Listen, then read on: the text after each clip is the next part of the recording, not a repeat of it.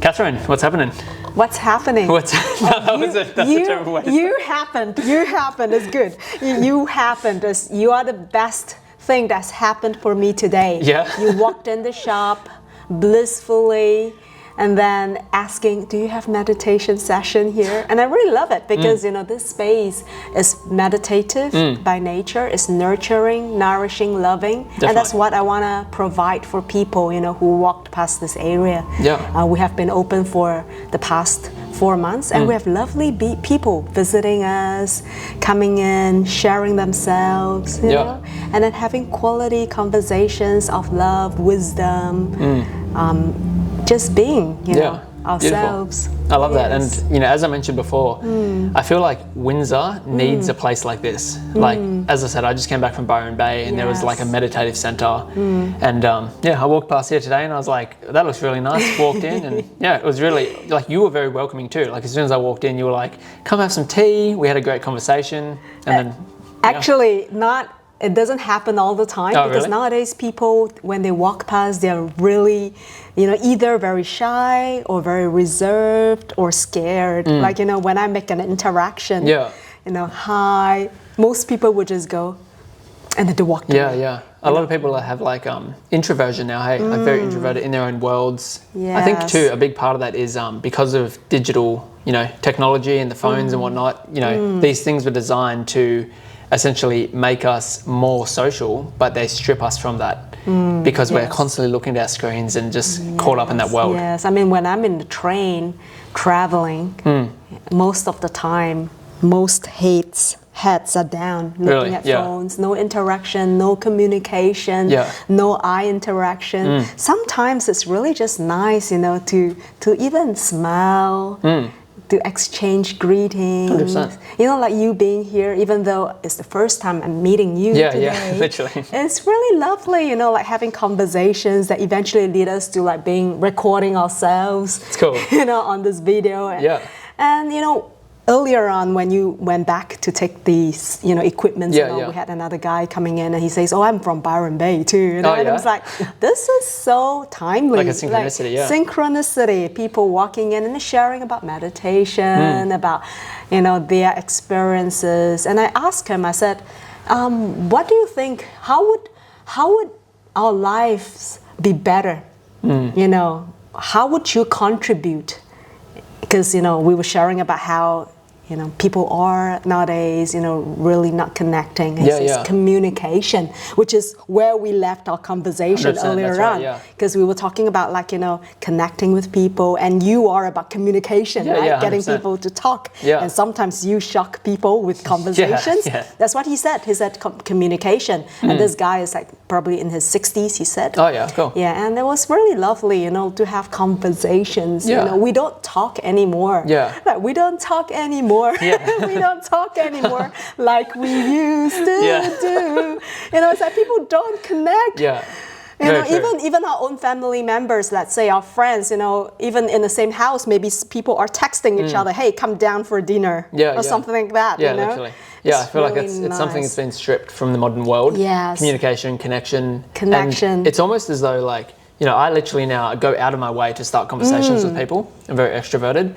I was walking through the market before and I'm just walking and people are literally like going up to the stands and not even talking to the market owners. And I think that's a form of disrespect. Like, greet the person you're at their stand, And when you talk to people, you open up like a whole new world. I almost see each individual person like a book. Like a book with everyone's got so much wisdom, experiences, lessons to be learned. Like regardless who they are, they could be, the Prime Minister, or they could be like a homeless man. Doesn't matter. Everyone's got wisdom to share, and I think it's so cool to tap into that. Yes, we have visitors, who are, quote unquote homeless. They walk, but they're lovely people.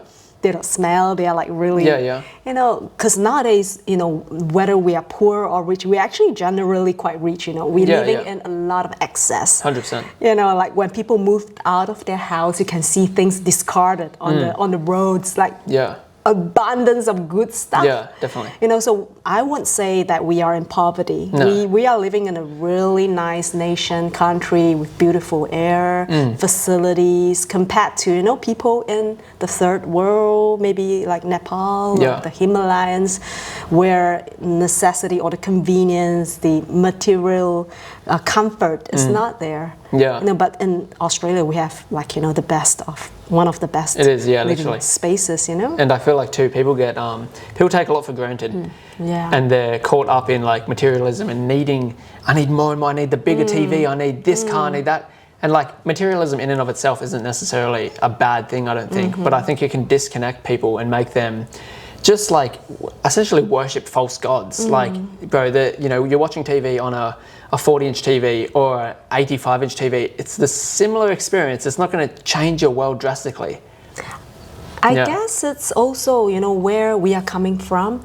Because, you know, to different people, we have like levels of consciousness. Definitely. Like, for example, what we see as a waste or like an extravagant spending might be just normal for another person, because we all have the different levels of consciousness. Right, definitely. Yeah. But I think it's really about, like, you know, being authentic, connected to oneself. Like, you know, when I was sharing with the, you know, the person, the visitor earlier on, I said it's really about understanding yourself, like where you're coming from. Is it from a lack, a scarcity, or abundance? Definitely, yeah. Because we can own a lot, we can have a lot, because that's where we come from.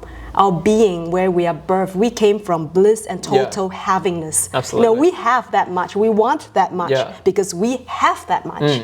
You know, like we are that already. Yeah, we are that already. So there's nothing wrong with wanting like good things, enjoying fine pleasures, materialism, as long as it's coming from a level of consciousness and awareness that you are not wasting it. You know, you can have the best pot, you know, beautiful teapots, and you're sharing it. Like now, you know, we're having this beautiful tea in this collector's teapot, and we drinking this 20 years, 10 years aged It's a beautiful experience, Beautiful experience. It's not just for oneself, but it's shared.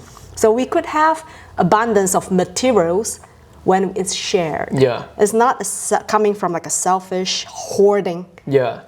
Just me, I, myself, the holy trinity of I, me, myself. But it's like, okay, I have this much and I want to share.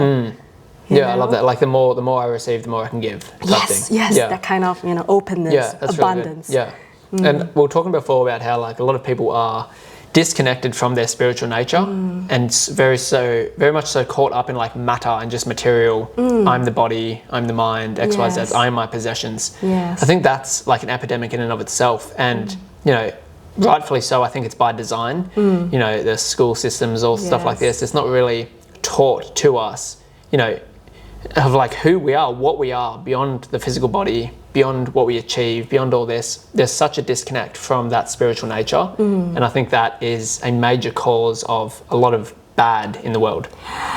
It's also, you know, partly to do with parenting and also time spent with kids. Like nowadays, you know, young kids, because most parents are working so hard, trying to make a living, bring bread back onto the table, you know, paying bills, and also both parents work really hard. And kids, they don't have that quality time with their parents. Which is necessary. Which is very necessary, And, you know, it's all about when they are left alone at home. I have customers walking in here and say, oh, do you have classes just during school holidays for the kids to engage their hands with? And I have kids coming here making crafts. They enjoyed it. And then next moment they say, is there a computer here? I don't know, is there a screen here? And I ask them. And I talk to them, and the kids would say, oh, you know, time alone at home is normal. You know, our parents can go to work. We can be on our computers. It's okay. I mean, to them, in their world, the computer is a necessity. Like it's normal. But for us, then again, we thought, oh, it's too much. Too much. So I guess it's also about understanding and having the discernment of how to use technology instead of being used by technology. 100%. Very important. And parents, instead of like, you know, controlling, you can't do this, But to come from like, why, is it important to dedicate a certain time, let's say an hour a day to gaming or playing? It's fine, you can play, but there are better things too, like definitely. Upgrading yourself, learning a new skill. Yeah. Whereas like a lot of that's being pushed under the rug with technology. Yeah, because it's like technology is part and parcel of where we are now, right?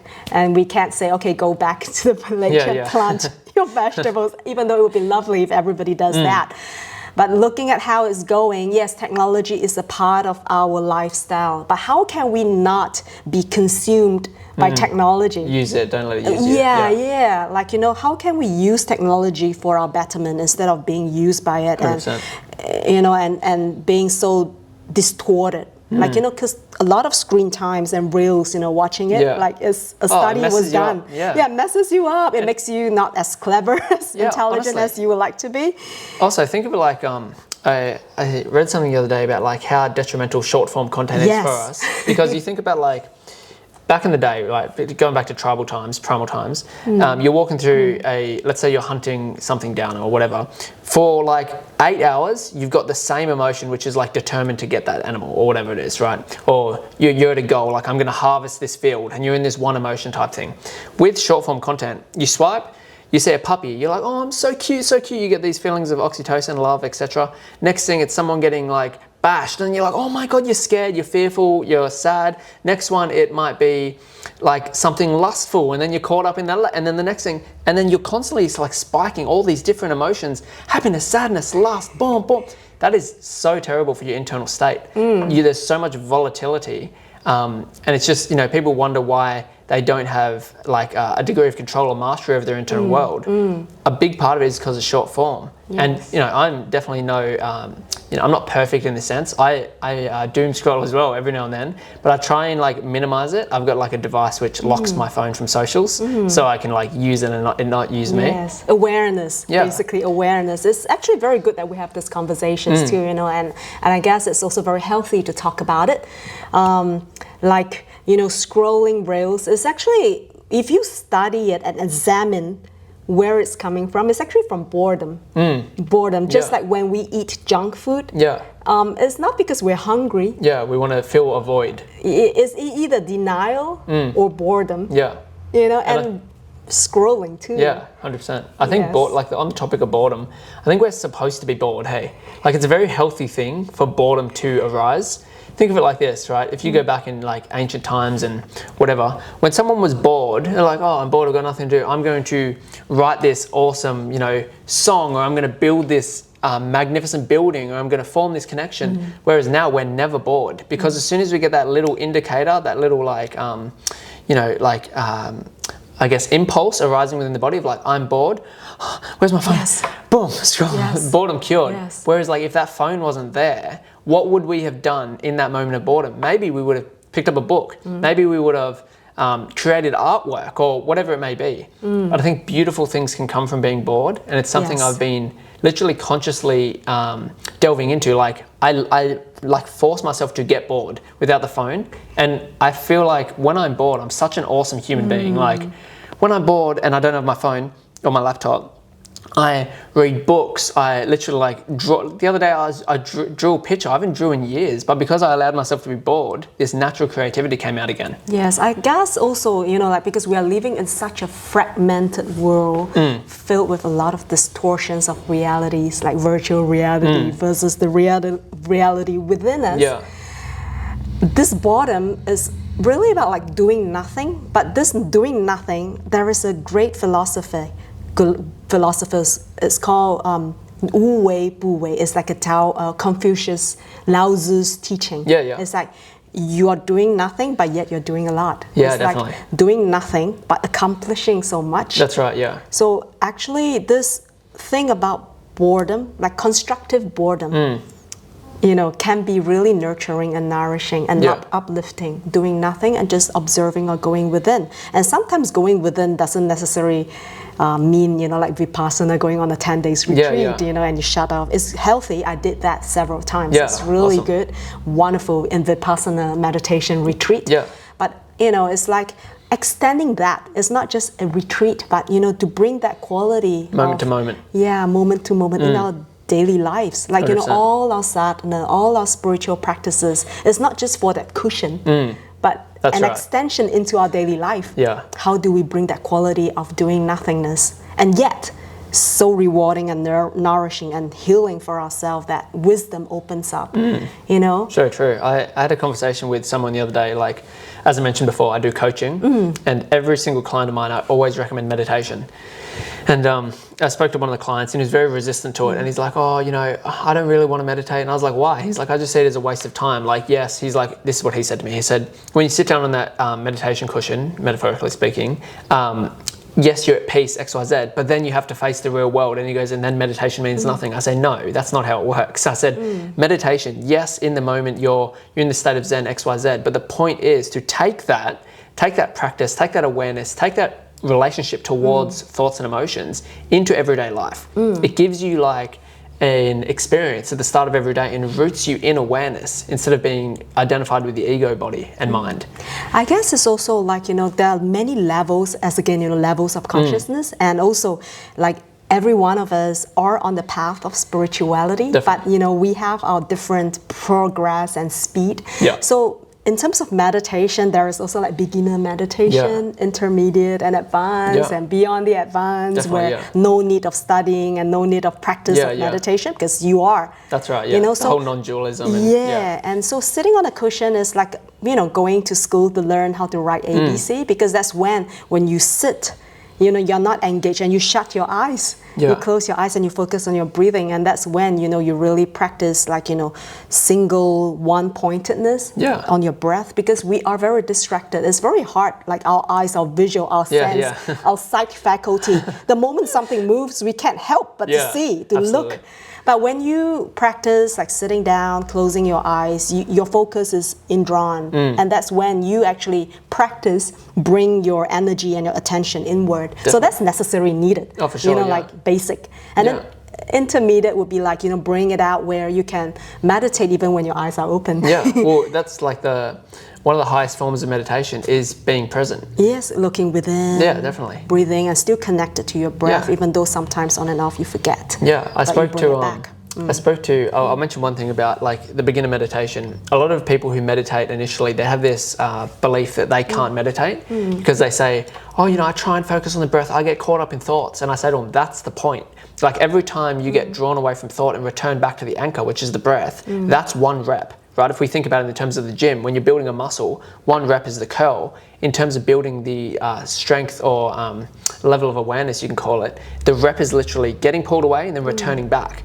And then eventually that returning back becomes easier and easier and easier until the point where it's almost like you're rooted in the awareness and you don't have to return back as often. Because part of the programming is also like, we are so fixed on needing to be in a certain way, like meditation should be like that. Meditation should be filled with lights. Oh, I see this God and that God. But sometimes, it's really like recognizing that, yes, the mind, it has thoughts. Yeah, definitely. And then, yes, it thinks all sorts of things, but you are present and you're aware that, okay, sometimes it's scattered, it loves running around. Yeah. Like a sage, a saint ever said, people said, oh, I can't meditate, I have many thoughts, So he said, but, where is the mind not? Yeah. It's everywhere. Just that when 100%. You quiet down, you are present instead of not knowing that, hey, I have many thoughts. And sometimes we think so many thoughts that we don't even know we're thinking. Yeah. And it's like it's a very iconic analogy, the sky and the clouds, right? When you meditate, you are the blue sky, you see that as awareness. Clouds are going to come and pass. It doesn't matter. They will, the thing is like not getting attached to them, identified, or even resisting. Like, oh no, this thought's here. No, that just creates inner turmoil. Yes. I think a lot of people, when it comes to like meditation, they do believe that, it's only something that can be done on the pillow. But as you mentioned before, like, when you get to a certain point of meditation, it does become a everyday, every moment thing. I remember I was processing like heavy amounts of grief once and went through this breakup with this girl. Anyway, I'd been meditating up to that point for like 3 years, like very consistently. And I was literally backflipping down a trampoline, like I was doing all these backflips while simultaneously looking within and processing and allowing myself to feel grief. And that's the point that I think anyone can get to as long as you stay consistent to the practice. Yes. Like you can always look within, you always have that ability to like meditate in a like second to second basis. Ultimately, it's like no matter what religion you have, be it Buddhism, Tibetan Buddhism, Christianity, Hinduism, whatever religion, Islamic, it's all about coming back within oneself. Yeah. You know, and it's all about being present to how you feel, like honestly. You know, like grief, talking about grief. Yeah. Grief is something so real, and yet it's not real. Yeah. You know, if we study the grief within, we examine, this grief comes from, yes, past memories, our clinging, our attachments. Yeah. And yet, you know, it's part of human, it's being human to feel that. Experience, yeah. Like when my dad passed away before COVID, 2018, it was so sad for me because it's so sudden. He passed away very peacefully in his dream, and he was found dead only after 4 days, which is, you know, to a lot of spiritual people, it's a good passing because no one disturbs you when you go. And no suffering. But for me, it's like, oh no, I haven't got a chance to say goodbye. Even though we talk about death a lot. So this grief stayed with me for 2 years. I was grieving and I had coughing coming on. You know, like our physical disease actually also is affected by our emotions. Absolutely, So if we have unprocessed emotions, it comes up as a form of illness or disease in our body. That's right, So I had a lot of grief in my heart, and I had to process it by really feeling it instead of denying it. Like a lot of spiritual practices says, oh, or some religions say, oh, you know, you should be this perfect saint, you know, become Buddha, become Christ, like But before that, the reality and this relativity of, you know, relative reality is that I'm a human being. I have emotions. I feel grief. I shouldn't deny that. That's right. You know, I'm sad. Exactly. Yes, I'm sad. Embracing. There's a good quote around emotions, which is like, the perfect emotion is the one that comes up in the present moment. That's it. There is no, you know, if we want to really dive deep into it, there's no good or bad emotion. It's all based in the, you know, we define what's good or bad. And when you have these labels that you place upon emotions, what you do is you cling and then you resist, right? So you cling and then resist, push away. And that's like, you know, tying into the whole Buddhism type thing, but that creates a degree of suffering as well. Because it's like, okay, you know, oh, I'm happy. I want this feeling to stay with me forever. And then it doesn't stay, and then you suffer. And then, oh, sadness, oh, I want this to go away. And it doesn't go away because you're resisting, it's persisting. It's like the whole like clinging and aversion. Everything is in a state of flux. Everything is in a state of constant movement and flow.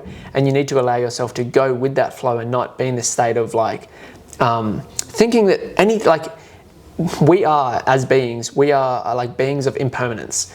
Everything that shows up within us is impermanent, right? So if we have this relationship and we want to cling to anything that is impermanent or try and push something away that's showing up temporarily, it's like, this too will pass, that old mantra. And our life is so short. It's like, you know, thinking about it, how many decades do we have? You know? When I was younger, I used to tell my aunt, I said, you know, I have 10 fingers here.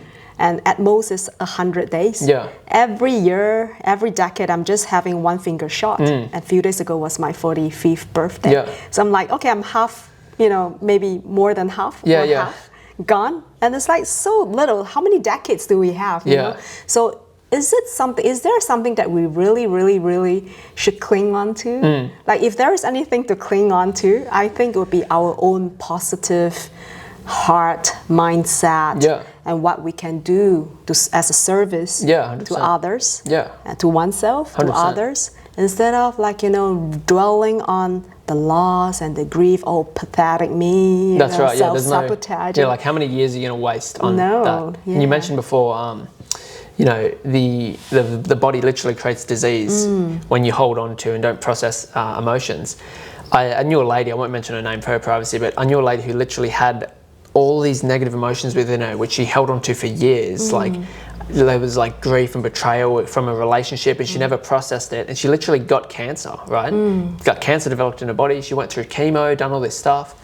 And eventually, like, nothing was working. She was literally dying. And then she started to work with like coaches and like Reiki healers and all these like energetic people who helped her process her emotions. And she literally healed herself from cancer. And that's you know, maybe a lot of people watching this and be like, oh, that's not true, that's not possible. It is, and it's very much so, because the emotions within cause disease within the body if you don't process them. And we are free beings, you know, we have choices, free will. A lot of things that happens in our life is by choice. Yeah. Like, you know, so what I tell myself or what I, you know, do for myself nowadays, when something happens to me that I don't really like it or want it, I recognize and take responsibility that I chose it. Yeah.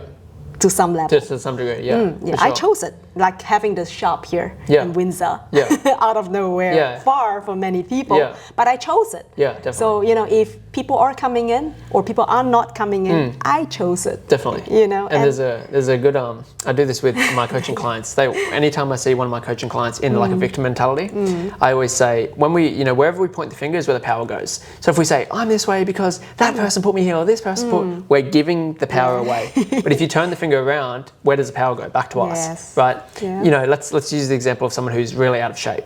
Oh, you know, I'm out of shape because Macca's is on every corner and because my parents fed me this when I was a kid. It's like, hold up. All of that aside, if you turn that around, I'm out of shape because I am not living a healthy lifestyle and eating right. Yes. Now I have the power to change. Yes, exactly. Yeah. So you get to choose when you recognize and you're responsible. You know you're responsible. When you're accountable for yourself and when you're responsible for yourself, that's when you are given the power to choose. 100%. And that's the power of creation or rebirthing. Yeah. You know, not waiting for some God or some sages and saints to come and save you. You are the person you are waiting for, right, and the person who's going to save you is you. Yeah, you mentioned religion before, and I think, like, my stance on religion is I would consider myself like an omnist of sorts. Like, I believe there's truth in all religions. I'm not subscribed to one specific because I think a lot of them are very dogmatic and they're like very like structural things that like you can't live a certain XYZ. I think they're beneficial in a way, like having that framework, but I think sometimes it can be very shame imposing. Yes. You have to do this, XYZ. And I think some religions can actually strip you of your power. I've got a friend, I won't mention his name, but he's, you know, going through this thing with lust, right? He's overcoming lust and he says he's going to do something, and then the next day he'll go and sleep with these random girls and do all this stuff all the time. And then he says like, oh, you know, man, you know, I'm doing all this stuff, but every day I pray to Jesus that I overcome this. And I said, that's great. I'm not dismissing prayer. I think prayer is a really beautiful thing. It's a form of meditation. But like, pray and then also take responsibility for your actions, because it's not all on Jesus or whoever you're praying to. It's yes, pray for the strength, XYZ, but then also it's like, all right, this is a decision that I'm making every single day. Make a better decision. We have free will. Yeah. There is this analogy of like, you know, the finger pointing to the moon is not the moon. Like, so there are a lot of spiritual leaders, religious leaders. They are all the finger pointing to the moon. But ultimately, we are the God, the Buddha, the Christ, the Allah. A lot of people can't accept this. But, you know, it's like we are all created equal. Yeah, if ever someone says, I know something more than you, and therefore you should worship me, and that's very dangerous, you know, because to recognize your own sovereignty, your own divinity, your own godliness, you are created in the image of so-called the divine. For sure, so you have the same power too, you Absolutely. know? I love that you mentioned that. I really love that analogy too. I've never heard it. Like the one who points to the moon isn't the moon. This will probably rustle some feathers with people with religion, but it's all right. That's all good. Like, Jesus wasn't a Christian. Jesus was this is my personal belief, and maybe it's yours, I'm not too sure, but I think Jesus was an individual, a self-realized being who came to understand his own consciousness beyond the body, mind, physical body, and he was telling other people, and he was pointing to it and saying like, the only way, you know, there's a Bible quote or something like that goes along the lines of, greater is he in you than he that is in the world, implying consciousness is greater in you than, you know, the illusion of Maya or the world. And he was like trying to teach people like, I am. He's saying that I am, but Jesus is him. They're mistaken the messenger for the message, right? Jesus was trying to point them to a message, but they're like, he is the messenger. No, he's just like, I am just the vessel in which I'm trying to communicate this message through to you. And that goes for multiple religions, right? Yes. Like, it's, you know, if you look into, I think it's Gnosticism, it's real early Christianity, they were aligned with this, but then they got misconstrued and It's actually very deep, like this whole lineage of wisdom goes far beyond what we see in this religious scene right now. I have respect for a lot of religious people. I mean, beautiful beings who have kindness, who wants to help others. But at the same time, I'm also very aware that any religious leaders who uses power to manipulate or tells you that I know something you don't and therefore you have to worship me, then I'm very careful about that, because I know whoever is a realized master, and I've seen and been with all these masters in Nepal and Kathmandu, they have a presence that brings you back to you. It's not about them. They don't want to be ever on the pedestal, being worshipped. Because they know they're not even the physical body. Like they're not in that ego. That they just tell you that you are a reflection of whoever. That's right. You are. It's not about that person out there and you giving your attention, your money away, your focus away. It's all about you. And good teachers brings you back to you and who you are with greater self-love. And you can't give to people if you don't have any within yourself. Of course, yeah. So first of all, to teach people self-realization, you have to be realized yourself. Oh yeah, yes, sure. And to be able to love people, you have to first love yourself. Definitely. And therefore, we can't give if we don't have. Or else we'll be on bankruptcy. Definitely. And you'll be drained. Can't pour from an empty out. cup. No, so I think religion is great.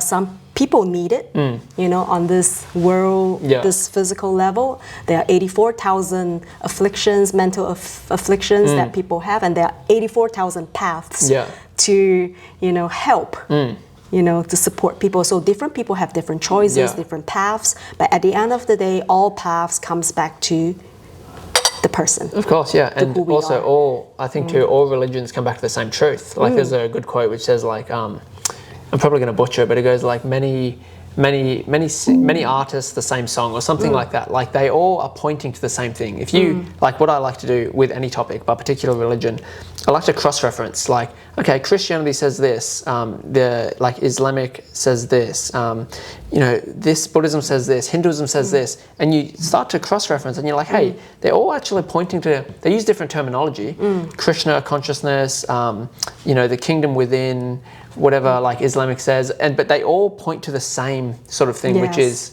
who we are, divinity, like kindness, and also being able to relate and communicate to one another. All religion, they all teach good things. I mean, and so it's all coming back to one point of like, can you actually, because no ego has room for another person. It's always with love, with openness. Like, you come from a different country, different background than me. We have different features. You are male, I'm female physically. But there's something here that connects us. Oh, for sure. And I think like that connection piece is like, have you heard the term namaste? Namaste, yes. A lot of people don't like understand what namaste means, but it literally means like the divinity or consciousness within me recognizes it within you. So like beyond, like, yes, like you are like Nepal, right? No, like I lived there. Oh, you lived there? What was your nationality again? I was born in Singapore. Okay, so like Singapore, like I was born in Australia, but my mum's Italian, dad's Maltese. But beyond our physical bodies, right? Beyond the differences of the physical body and the gender and even our individual neurosis, different thoughts and emotions, at the core we're the same consciousness. Right? The consciousness in me that's recognizing my thoughts and the consciousness in you that is recognizing your thoughts is the exact same thing. Right. And when I realized that, like I've talked about this a lot about cultivating like universal love. I'm not joking when I say like I see people as like my brothers and sisters. Like we are literally the same thing in like a different shell, if you will, like a different avatar. And when you have that realization, it's very hard to even entertain like racism or just stupid, because it's like, bro, you don't even know, like at the core they are you and you are them. So all racism, all thoughts of I'm different than you is all programming, a conditioning. For sure. And also a kind of superiority. Like you want to feel different. Or in the sense of like attention seeking too.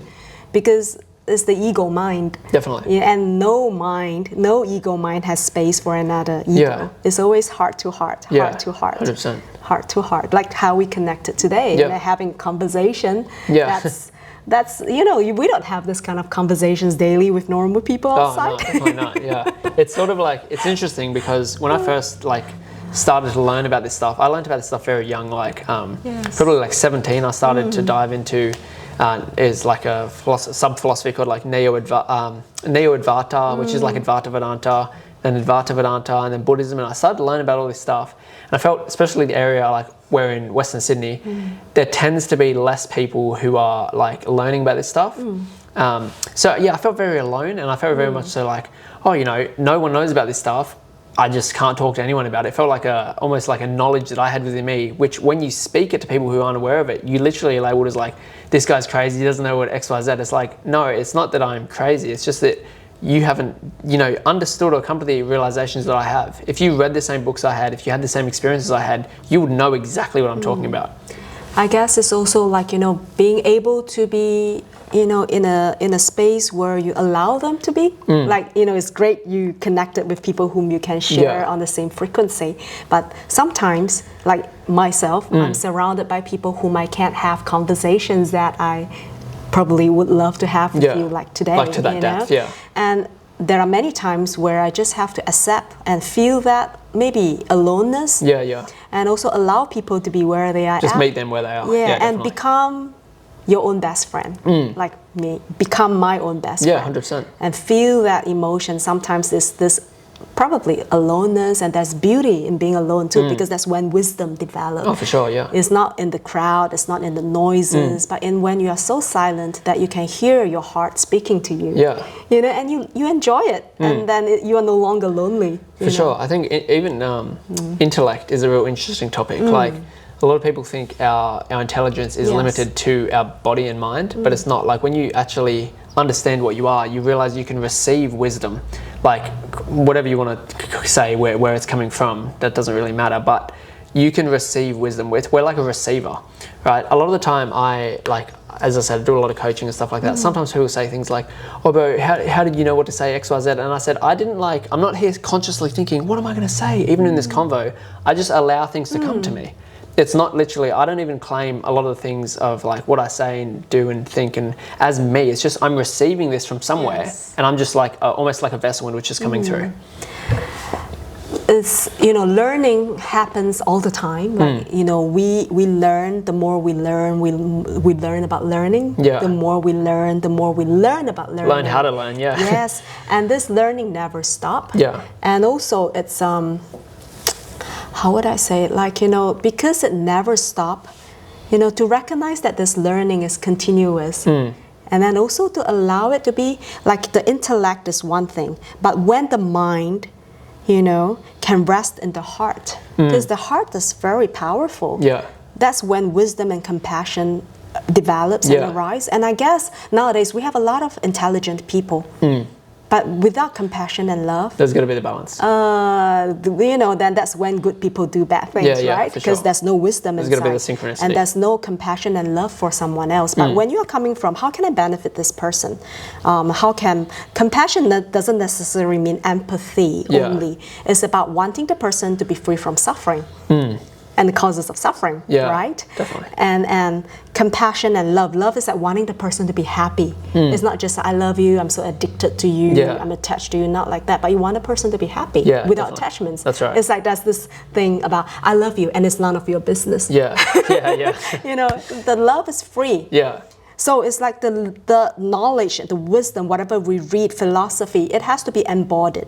It has to come from your presence and who you are being naturally. You can read all the books in the world, but if you're still not showing up with that wisdom. The heart, you know, is not engaged, then, you know, then there is no flow. Definitely. So I think, you know, it's important to engage with the heart, and that's why the work that I'm doing here is engaging people with their hands. Because our 10 fingers are connected to our meridian, heart meridian.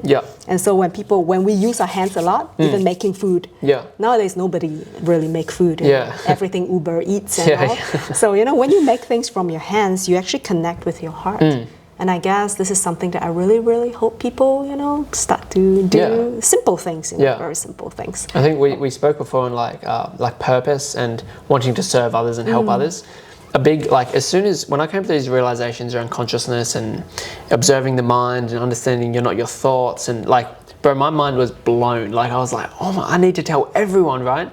But what I quickly learned was you can sort of firstly meet people where they're at, but also certain people aren't ready for this. Like, if you want to talk about, you know, like multiple lives and karmic retribution and all this sort of stuff, I truly believe that certain people are actually not ready to receive this wisdom in this lifetime. Honestly, like, I've worked with certain people and I have like laid these teachings out in the most simple ways, and I have showed them and I've said, like, this is, like, do you understand? Like, I like to teach from an experiential perspective and get them to experience it too, and they say, yeah, I get it, but then they lose it straight away. And I think that's because you can be the best coach in the world, but when you get to wisdom of this level, which is literally like real esoteric, divine wisdom, right, of like source, certain people are ready to receive it and certain people just aren't. And no matter what you do or say, they'll just keep falling back into that pattern.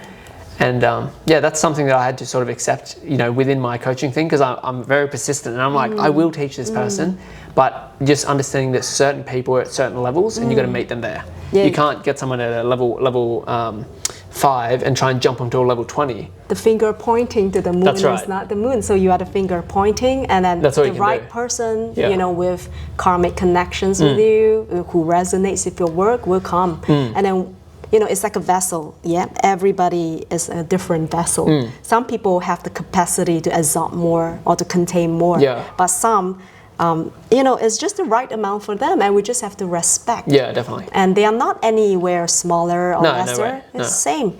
It's just different timing. That's right, yeah. Certain seeds have been planted, and we just have to allow the seeds to blossom when the time is right, with the right conditions. Yeah. So yeah, I think it's all perfect. Like, you know, you have your coaching thing. Yeah. Beautiful. You connect with people, different various beings, people, and, you know, just enjoy, follow your bliss. I like the analogy of like planting a seed. Yes. I tell a lot of people, like, regardless of what you do for work, how much money you have, what your, you know, standing is in society, everyone has the power to change someone's life in a positive way. And I always say, like, a really good saying that I love saying is, don't underestimate the power of planting a seed in someone's mind. Yes. You don't have to be with someone 24 hours a day, but like, you could pass someone and just say one little thing like, oh, I could really see you, you know, running a really successful market.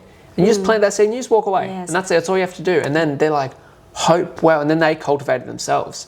Let our words be as positive and encouraging as possible.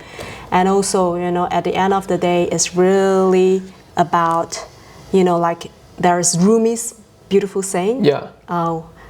When I was, what was it? Like, I want to change the world, but now I changed myself. I changed myself. Yeah. There is this beautiful saying. Yeah. So it's like, yeah, it all comes back to our own self at the end of the day, whether a coach or just a business owner or just a housewife, a mother, father. It's all within ourselves, because whatever we have, we reflect. Whatever we are, we also project. So whatever we see, sometimes it comes back to ourselves, and we examine ourselves, and we, you know, say, okay, how can I make myself a better person? How can I, you know, make my life more meaningful? It's all really coming back to oneself. And I think too, like, other people, like, when it comes to coaching, I think a lot of people have this confused perspective with coaching, like, oh, a coach knows everything. No, that's not true at all. A good coach, actually, the best thing a good coach knows is how to ask the right questions. Because as you said, everything's within you, right? When I'm coaching someone, I'm not saying, do this, do that, don't do this. Maybe there's a little bit of times like that, but it's more so like, what do you think you should do? What do you think's blocking you from getting to that next level of success? And they say, oh, I think it's this. And I say, okay, well, what do you think you could do to overcome that? They have all the answers within. It's just, I see being a coach, and even my entire coaching business, I see myself as like just a guide. I'm literally just guiding people to the answers they already have within themselves. Coaching is really a beautiful practice and a beautiful profession or service. I have a coach. He passed away just a month ago on the 20th of September, Mr. Robert Ponte.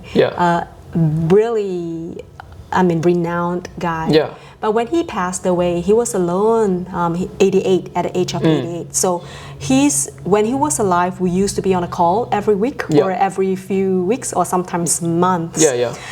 Him being a transformation coach, my experience of being coached by him as his student, his prodigy, or a friend is he always brings me back to myself, and it's always supportive, always supportive, and you feel expanded. That's right. You feel you have more possibilities. Yeah. You feel you have choices to make. You know, you feel uplifted. That's right. It's not coming from a place of like shame or belittling. No, yeah. It's all like expansion. Coaching is really about like, you know, having a sounding board to show you that, you know, it's like driving, you can't see your blind spot. Yeah, that's right. It's just an outside perspective. Yeah, the person who guides you gently and say, hey, see, you know, there's some other possibilities that you can probably, you know, look into.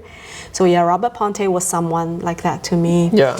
Passed away, and it was sad, but yet at the same time, he said, life after death is celebration. Yeah. Not the end. That's I like when it comes to, because of my beliefs on the physical body and stuff like that. When people pass away, don't get me wrong. Obviously, it's sad. Like you're missing that person is who they are. But then there's also a part of me which is like, yes, I'm sad and I'm grieving that person, but I also know that what they truly are, or I should say, I believe, what they truly are is beyond the physical body. So they're not gone who they are, their essence, they're changing forms. And it's like, you know, maybe they go to a different person or whatever, but they're always with you in spirit. I truly believe that, because what they are and what we are can never die. Consciousness just changes forms. Yes. And because I hold that belief, you know, as I said, I'm still upset to a degree, right? But I'm also like, wow, they had a beautiful experience as who they were, and now they're going to have a different experience. And I think that changes the whole perspective of like, they're gone. It's like maybe who they were inhabiting was gone as consciousness, but they're in a different form now. Yes. You know. Yes. Thank you. We all interconnected. Yeah. And and their wisdom lives with us, like your impact to your clients, even though maybe you might not coach them forever, but things that you say, things that you contributed to them will stay with them. Yeah, 100%. You know? It's like planting seeds again. 100%, yeah. You are like, I think you are a culmination of every single person you've interacted with. Definitely. Like for example, right, we're having this convo now. I could see you every day for the next 5 years, but I also could not see you for the next 20 years. Who knows what's going to happen? Yes. But this conversation and like even your presence will become a part of me, and vice versa, and we'll carry that throughout our life. So I think that's really cool too. Yeah, freely, exactly. No attachments. You know? Literally. Yes. Like even books too. Books is a similar concept. Like I'm obsessed with reading. Like love reading, and I think every book I read becomes a part of who I am. You know, you gather certain insights and certain perspectives, and then it literally like forms up your mind essentially. Books are great teachers too. You know, one thing that I really hope is that, you know, there will always be printing of books instead of everything into digital. Oh yeah, for sure. Because it's so draining on the eyes. Yeah. You know, to read that in small print. But books, you can feel the paper. Yeah. You can it's real. It's an experience. You sound. Yeah. And I think reading in general is decreasing, like because it's from an attention span perspective. Yes. Like I talk to a lot of people and they say, "Oh, I tried to read, man. I can't focus." I'm like, you can't focus because much distraction. you are like in comparison, like short form content in comparison to a book, it's so boring. It's so exciting compared to the book. But if you just like do a bit of a detox from short form, allow yourself to get bored, a book is actually very stimulating. You just need to give yourself the right conditions to. I try to, you know, put some books next to me, this tutorial, some books here and there, so that, you know, and I try to read, like, you know, if I can't read all the time due to walking in customers and all, I try to have like a stanza, like let it be non-ritualistic. It has to be natural. Yeah, like evoke when it wants to come about. This one came from the market here outside in Richmond. It's $5. Yeah. It's called 1001 Ways to Wisdom. I thought it would be nice to end the session with a quote. Oh, for sure, yeah. Like you tell me to stop and I'll just like, you know, randomly all right, 3, you ready? pick it. Yeah. 3, 2, 1, stop. Okay, this one. Whoa. Okay, you read it. So which one are we going to do, left or right? Well, whatever that all right, let's do this one. Okay, so the wise person knows that it is, for the most part, impossible to comprehend or predict the behavior of the human race. And then it says, real wisdom lies in sincerity, the ability to show one's own feelings and speak truthfully without fear of being thought foolish. Yes, that's really cool. What we are doing today too. Yeah, honestly, that's really cool. Like, complete random page. That's a really cool quote. I think one of the core, I guess, values that I hold is authenticity and speaking your truth. Like when you repress a truth within you, again, it causes harm, right? You have something to say, you want to say it, you don't trade off your authenticity. Speak on it, allow yourself to express that and just share it. Like owning your truth is so powerful. Yes, total yes. Yeah. Yeah, wow. Yeah. All right, Kathryn, thank you for having this conversation. If the viewers want to find you on social media, stuff like that, where can they find you? Bliss Pure Foods AU. Yep. Okay, that's on my website. Yep. And then on Instagram is Bliss Pure Foods 333. Beautiful. Yeah, cool. 333. And I'm also here in Windsor for this year, maybe longer, maybe not. Yep. Not sure yet, but just flowing in the Windsor Mall where the old post office arcade is. I'm here on Wednesdays and Thursdays. Yep. People walk in, have tea, chit chat. They look at, they can buy products here, fermented foods, vegan, organic, awesome. Natural fiber clothings. Because clothing that we wear breathable, it actually enhances your frequency. Definitely. Instead of wearing dead plastic polyester that is dead, makes you tired, drained. So I'm here Wednesday, Thursday, and then Saturday I do markets in Windsor.